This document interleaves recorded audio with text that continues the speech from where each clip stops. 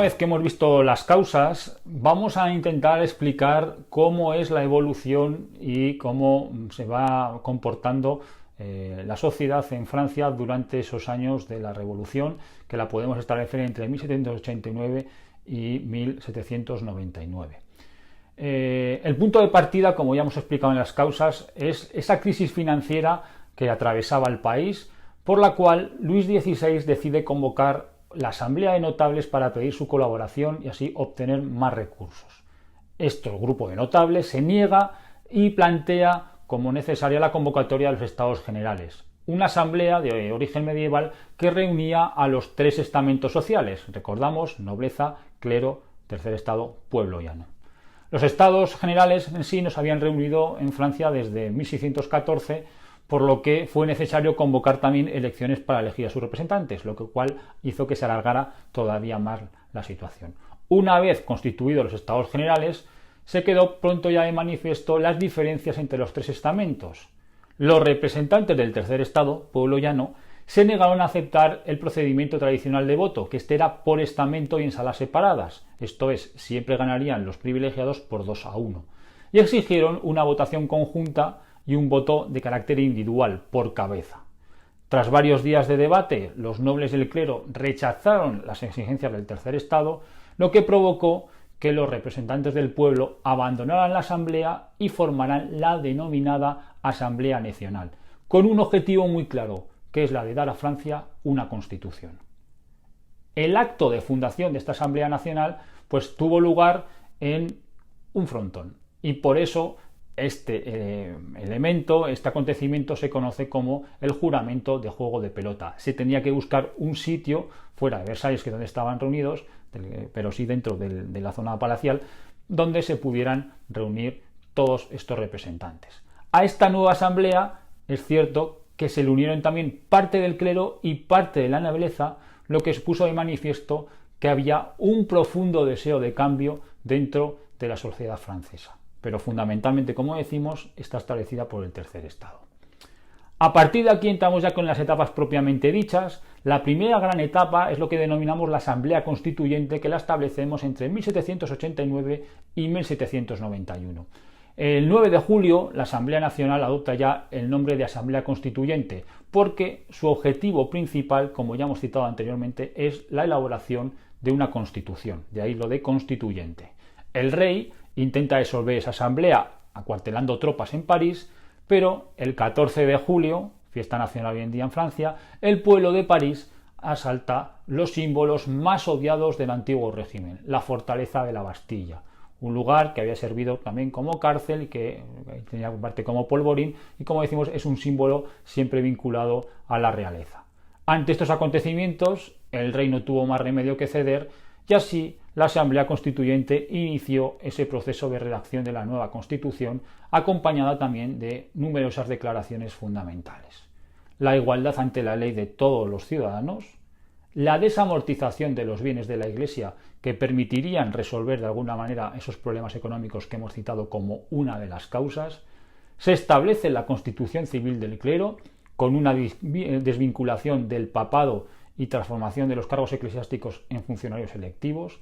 Se plantea una igualdad fiscal de todos los ciudadanos, y con ese caldo de cultivo, en 1791 se aprueba una constitución que, siguiendo las pautas de la Constitución americana, aquella que se había firmado unos años antes en Estados Unidos, proclama aspectos básicos que ya defendía la Ilustración: soberanía nacional, división de poderes y el sufragio censitario. En un primer momento es verdad que solo votan unos pocos ciudadanos activos, aquellos que pagan una determinada renta, pero ya es un cambio con respecto a lo que había anteriormente, donde ya sabemos que solo participaban esa nobleza, ese clero, y de manera testimonial en muchas ocasiones.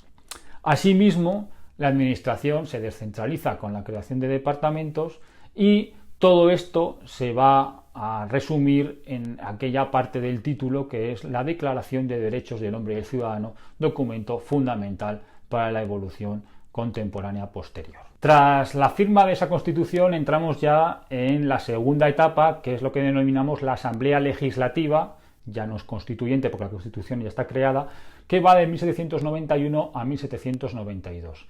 El rey no va a aceptar en ningún caso el papel que le asignaba la Constitución y va a tratar de huir de Francia con su familia, siendo identificado y detenido en la ciudad de Valence. Los países europeos trataron de defender la figura de Luis XVI y a la Francia revolucionaria no le quedó más remedio, no le quedó más opción que declarar la guerra a aquellos países colaboradores de Luis XVI que eran Prusia y Austria. Las manifestaciones hostiles hacia la austriaca María Antonieta, hija del emperador Francisco I y contra el rey Luis XVI, recuerdo que María Antonieta era la mujer de Luis XVI, va a generar pues esa animadversión hacia el rey que va a desembocar en una gran revuelta en 1792, donde el pueblo asalta el Palacio Real y los marselleses acudieron a la capital con aquella canción que hoy se ha convertido ya en el himno de Francia, que es la Marsellesa. En agosto de ese mismo año, los jacobinos van a tomar el poder con la ayuda de Sans-Culottes, elementos los más radicalizados de los sectores sociales más bajos de la sociedad francesa, a los que se les denominaba así por su indumentaria. Una vez alcanzan el poder, disuelven la Asamblea Legislativa y van a convocar una nueva, que es la Convención Nacional. En ese momento entramos ya en la tercera etapa de la Revolución Francesa. Esta Convención Nacional va de 1792 a 1794 y entre todas sus principales medidas estará el reconocimiento del derecho de voto para todos los ciudadanos, no solo los activos de las determinadas rentas, sino también para los pasivos. La Constitución de 1791 fue un intento de conjugar los intereses de la burguesía y aristocracia, como se ve en la idea de soberanía nacional y monarquía hereditaria. Dos grupos de diputados destacaron durante este periodo de la Convención: los girondinos, pertenecientes a la burguesía media y liderados por Brissot, y los jacobinos o montañeses, que se llaman así por su situación de la zona de gradas del Salón de Sesiones, bajo la dirección de Robespierre, aunque también figuras importantes como Danton y Marat. Mientras tanto, la guerra con las potencias europeas continúa, eso no cambia, y el rey va a ser acusado de colaborador con el enemigo y será declarado culpable, siendo ejecutado el 21 de enero de 1793 en la Plaza de la Concordia de París. En ese momento se abole la monarquía y se va a redactar una nueva constitución en el año 1793. Es el momento donde los jacobinos van a gobernar y es la época conocida como el Terror, donde se van a introducir numerosas reformas. Se sustituye el calendario gregoriano por un nuevo calendario laico, también revolucionario. Se impone el servicio militar obligatorio para la creación de un ejército nacional. Se sustituye el sufragio censitario por el sufragio universal, siempre masculino. Se dicta una ley de regulación de precios y salarios.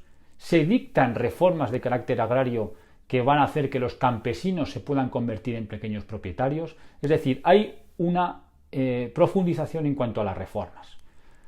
Pero el problema es la parte radical de esta época. Danton y Robespierre van a establecer el denominado Comité de Salud Pública, que generó una fuerte represión sobre aquellas personas que eran contrarias a estas medidas de reforma, lo que ellos denominaban como contrarrevolucionarios. Realmente, efectivamente, lo que pasó es que Robespierre ejerció una verdadera dictadura personal, persiguiendo enemigos e incluso colaboradores. Recuerdo, por ejemplo, que Danton fue guillotinado. Y así se fue generando un clima de terror que acabó provocando la muerte del propio Robespierre en julio de 1794. En ese momento hay un golpe de Estado y se pone final a esta época del terror y la Convención Nacional es sustituida por el Directorio. Es este Directorio la cuarta fase de nuestra Revolución Francesa. Es el periodo que va de 1794 a 1799, también conocido como Termidoriano, y se corresponde con la etapa en la cual la burguesía moderada toma el poder. De nuevo se elabora una constitución en la cual el poder ejecutivo recae en un directorio constituido por 5 miembros. El poder legislativo, a su vez, se reparte entre 2 cámaras, el denominado Consejo de Ancianos, que aprobaba las leyes, y el Consejo de los 500, que era quien las redactaba. En ese momento, Francia inicia una política expansionista, derrota a los austriacos en Italia lleva a cabo distintas expediciones de conquista hacia Egipto, con el objetivo de cortar la ruta británica hacia las posesiones de la isla.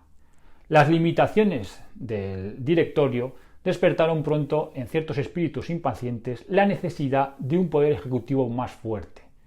Todo ello significó una reforma de la Constitución y la iniciación de un nuevo proceso constituyente, que no llegará a celebrarse por el golpe de Estado de un joven general del ejército conocido como Napoleón Bonaparte.